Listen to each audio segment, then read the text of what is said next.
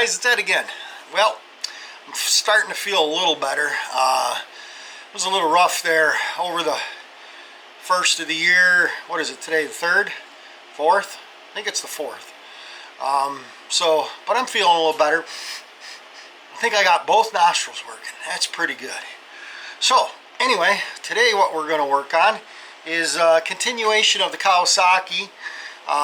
We're going to get into that and get the parts motor tore down and see if we can salvage the shift forks that we need out of that so we can put it in the other one. Maybe we'll be able just to pull the top end off, which is what I'm hoping, and be able to actually put the other top end on it and good to go. So let's see what happens. Okay guys, this is the motor I picked up in the scrap pile the guy had, and I just was playing around with it a little bit just to make sure that it did shift, and I couldn't get it to shift. It would go first, second. Yeah, I think it would go first and second. But now, if you guys can see, I've actually got it to rotate around a little bit, and that seems to be, I think they're all down on this one, which is weird, and I think that's what my issue was. So if we click up, there's 1 gear, 2 gears, 3 gears. So then it gets like stuck here. So it's kind of weird. It definitely sounds like I'm at the bottom of it. Now I'm feeling like I'm hitting the top of that one. I'm not sure if this is a 4-speed, which is what I would think it would be. But I'm definitely not getting back into neutral because that's about where it was. So I'm not sure why. This doesn't seem like it's moving, but that should be straight up and down. So this one very well could have base issues also. So, but let's see if we can even get the top end of it off and get into that. So basically we got to get this oil line off, and we'll go from there. This one is the one that has the copper washers on it. I'm seeing some seepage, so it looks like she's going to try to pee oil out this bottom line.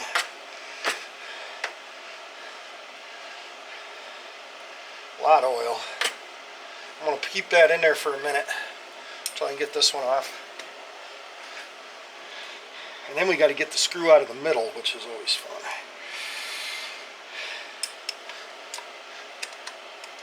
So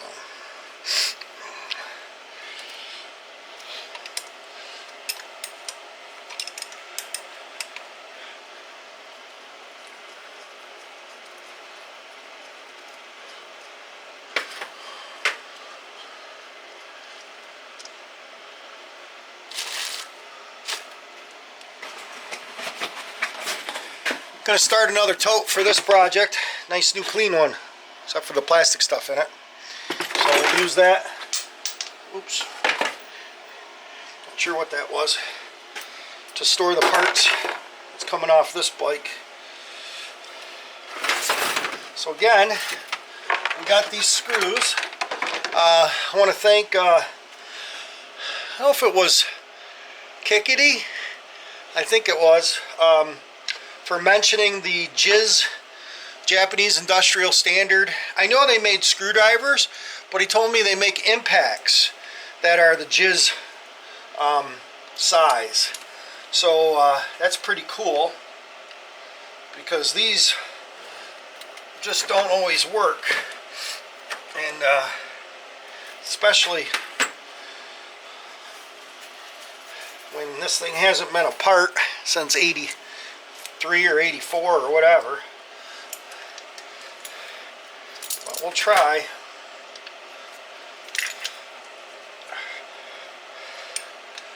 Try to loosen it up or something here. Not even gonna mess around with it. We've already been down this road enough times to know. So, yeah.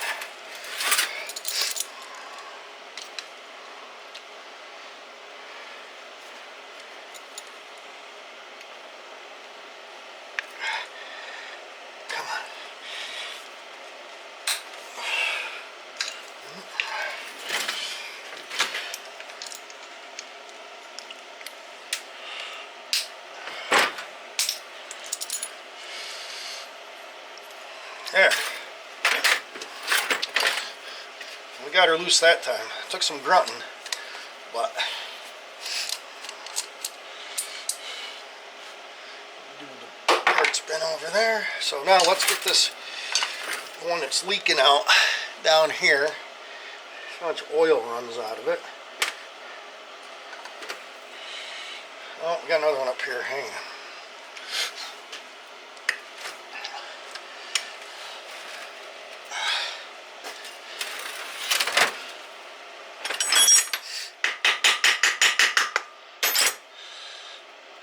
Huh. Son of a gun. I don't remember the other motor having that, but I think I took it right off at the manifold. That's what I did, didn't I? So let's try that.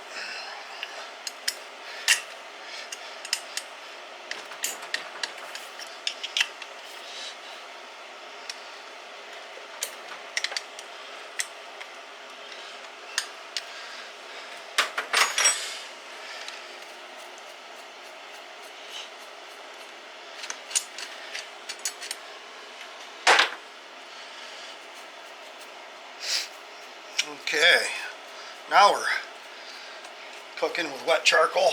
Get that off. Get that out of there. Okay.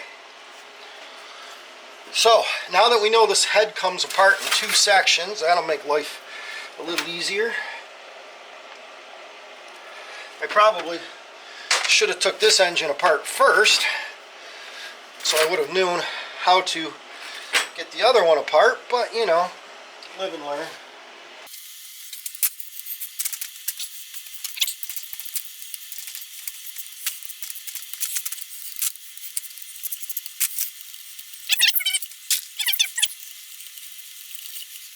Okay. Oh, I did it again. I keep forgetting to take that cover off first, but that's okay because we can get to these. One loose.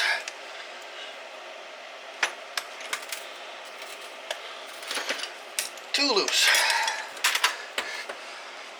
Two loose. I got a screw loose.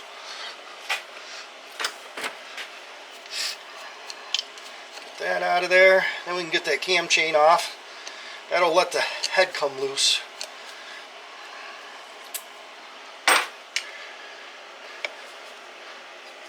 Ugh.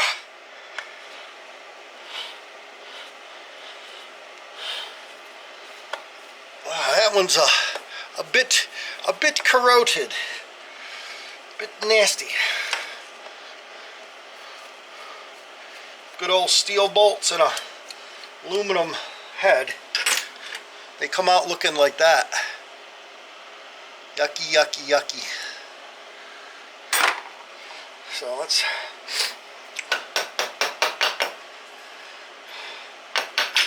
get that out of there.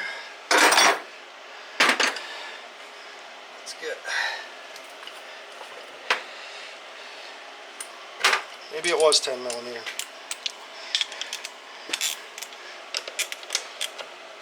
At least when it's seized up, you don't have to worry about chasing that around, which is good.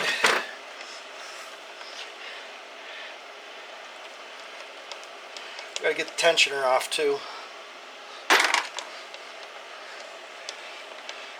Release the tension on that chain.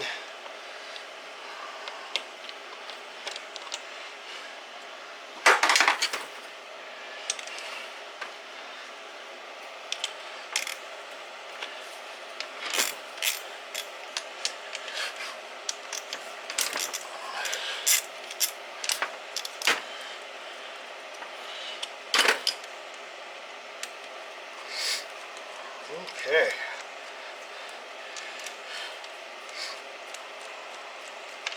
Dink, out she comes. No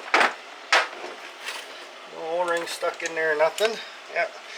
Chain is slack. There she goes, she falls off. Now all we got to do is persuade Mr. Chain, come on, off the sprocket.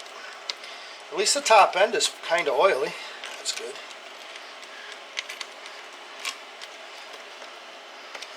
So now we're getting somewhere here.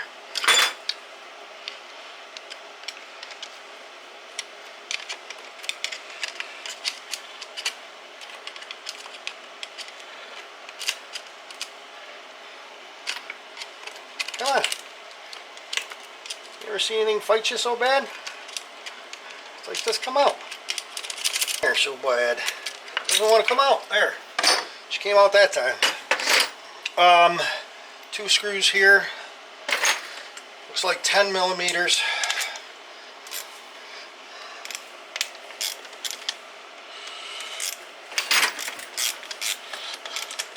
Those out.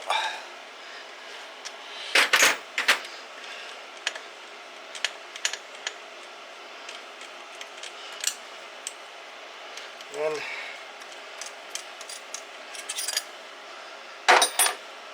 we'll be able to get this head off and then see all the nastiness down inside here.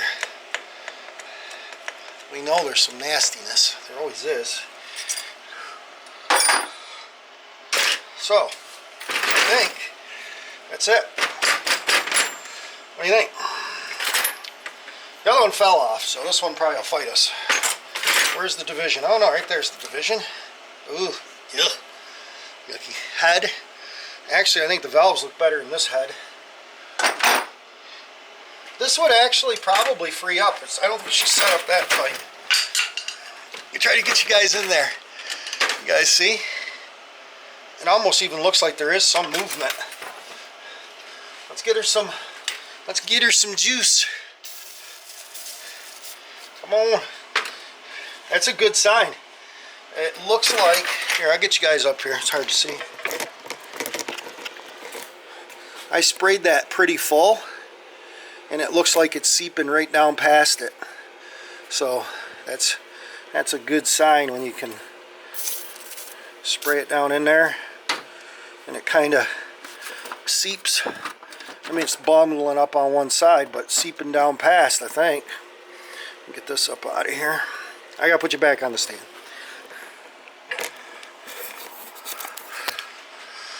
Okay, so get the head gasket out of there. Take this oily rag. Just kind of clean off the top of the piston quick, just to see if there's anything obvious here. And I think I'm going to give it a couple love taps here. Yeah, look at that. That piston moved. She started coming down. Give it a little more juice so we don't score up the cylinder. But that might be the way to go. Might be the way to go is just pop this whole motor on there. What do you think about that? Let's get this recoil off. Then I can flop it easier. Now that I know that it'll turn. I don't know why I'm spraying it, but I'm going to spray it anyway. I still don't like this indicator being where it is, but maybe it'll work its way out. So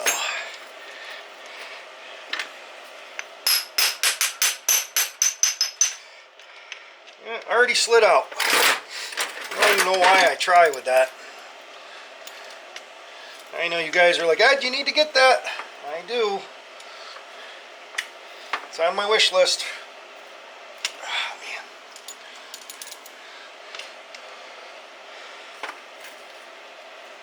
Ugh. Ugh. God darn it. That one's tight.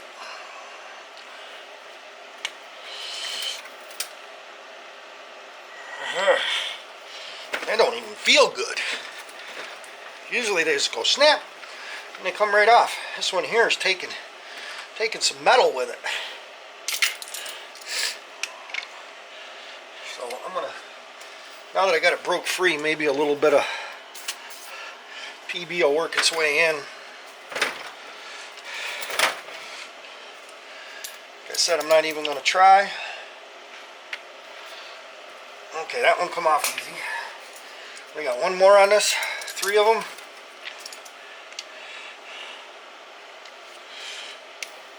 Okay, and that one come off easy.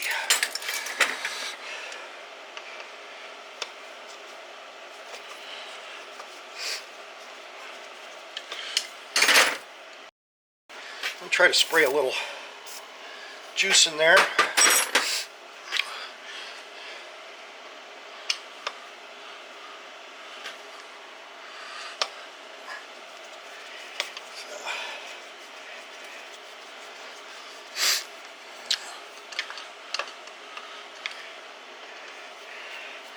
So let's see what we got in here.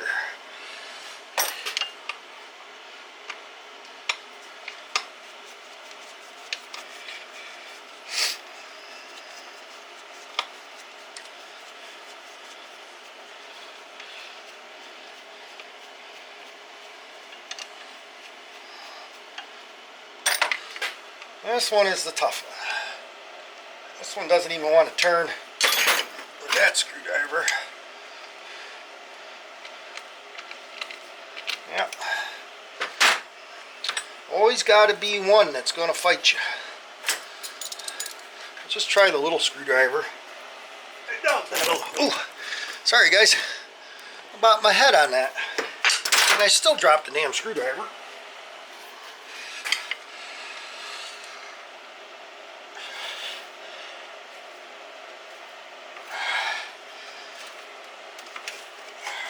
There she goes.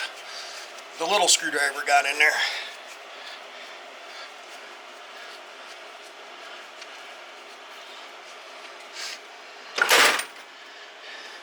And even spraying it. See how white the tip is?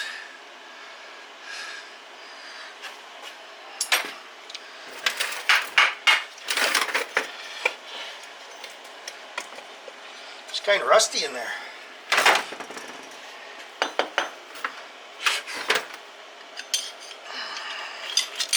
Oh yeah, we're in business.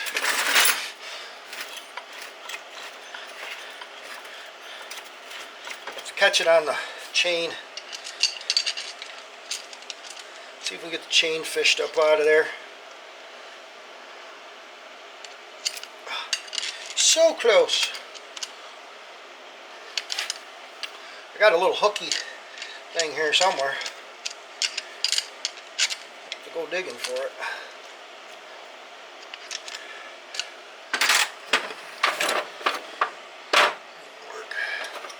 Maybe a littler screwdriver. There we go.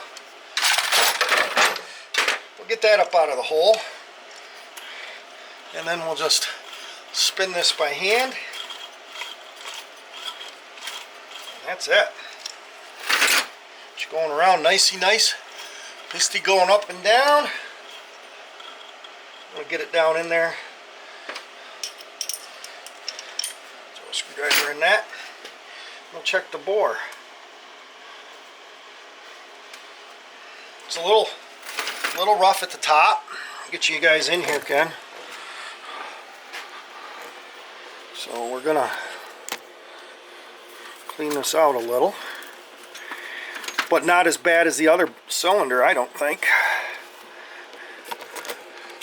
You guys can see. Just right at the tippy top. I'd almost say that this sucker would probably run. Let me give it a compression test. You're like, Ed, how are you going to test compression when you got the motor off? I'm going to try putting my hand over it and see if I can get it to push up here. I don't think I can do this. I might be able to. If I stick my finger in it. Think that'll work? Yeah, it keeps catching on the chain. Need 3 hands. One of you guys want to hold it, then we can check it. But I don't know. It goes up and down. I think it'll shift here actually now maybe. Let's try getting it.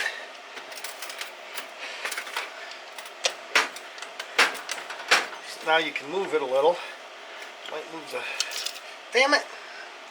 Drop it back in there.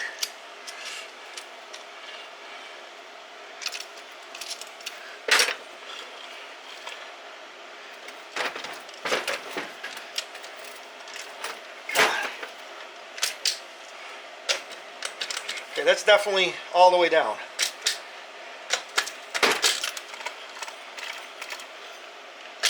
There she goes, up another one, up another one, and up another one. She just needs a little wiggle jiggle. If you guys can see, that is now pointing straight up. You know what I'm thinking. You know what I'm thinking. Because I am not one. This is a free motor that I picked up out of the scrap pile. I'm not even going to pull that piston out, I don't think. Maybe I should put a new set of rings in it, because you know I am a cheap bastard. So maybe I should. And then I think that's going to be a good motor. It seems to shift through all the gears. You put a new set of rings in it, put her all back together. And then we'll pick the better of the heads, pop that recoil on it, the good recoil. We'll be in business. Bolt that back on that 3-wheeler. So, wow. I think it's going to be a short video. Yeah, no, anyway, I got something else I'm going to show you. I got to run out to the car. We're going to add this on because it's a short video. So a lot of you guys know I am a collector of Homelite chainsaws. I've got an XL98 that my father used in the woods, and it needs a lot of love. It's actually in a 925 case. There's a long story to it. But years ago, he picked up this little thing. Okay? This, of course, is a demo saw. And, or here, it says, try to clean it up a little bit. This is an XL98 multi-purpose saw. Now, 20 years ago when he picked this up, it may have pulled over. I have not tried to pull this over. I assume it's probably seized. It is not seized, and it does have some compression. Not as much as I'd like to see, but it does have, it's getting better as it pulls over, so maybe being so dry. Now, I needed to get a electronics for thought they put a tag on these. This one does not seem to have a tag on it for the XL850. So this saw here, it's missing a screw, might have what we need to get the 850 in the 925 case going. I don't know if, like I said, I don't see a tag on it. You see she's cut a lot of concrete in her day. Which is probably why the cylinder might be a little... Wow, it's got gas in it, and it doesn't even smell bad. I don't know where the gas is dripping out of, but the gas is running out of it. And,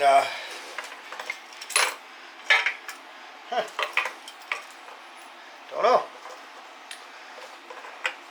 Maybe the case on this one needs issues too, but... this is this could be a donor for the electronics, according to what I've seen. These use very similar electronics to the 850. So, like I said, this is an XL98 multi-purpose saw. Keep belt something. Keep belt tight. Yeah, I would plan on keeping that belt tight, because that could get exciting when that baby flies off. But